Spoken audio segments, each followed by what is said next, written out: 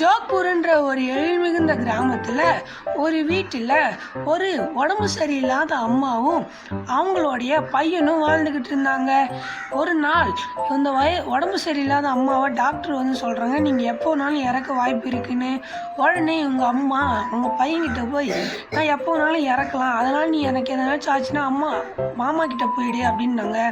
இது கொஞ்ச நாள் கழித்து அவங்க அம்மாவும் இறந்துட்டாங்க. இந்த பையனும் ஸ்கூலுக்கு போகாமல் பக்கத்து வீட்டிலேருந்து வாங்கி சாப்பிட்டுக்கிட்டு கொஞ்ச நாள் அப்படியே வீட்லேயே இருந்தான், எங்கேயும் போகாமல்.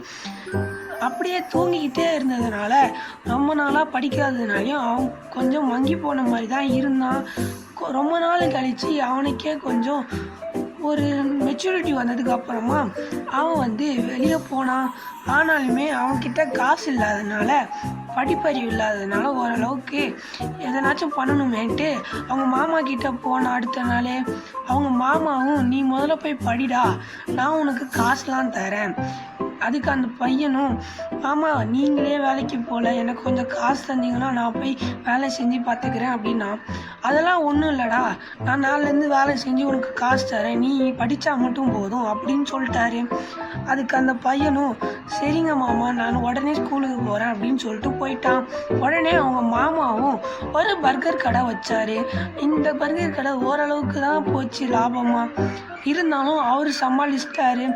ரொம்ப நாள் கழித்து இவரும் இறந்து போயிட்டாரு. ஆனால் அந்த பையனும் வளர்ந்து படித்து டிகிரியெல்லாம் முடிச்சிட்டான். என்னதான் அவன் டிகிரிலாம் முடிச்சிருந்தாலுமே ஆனால் அவனும் அதே பர்கர் பிஸ்னஸ் தான் பண்ணான்.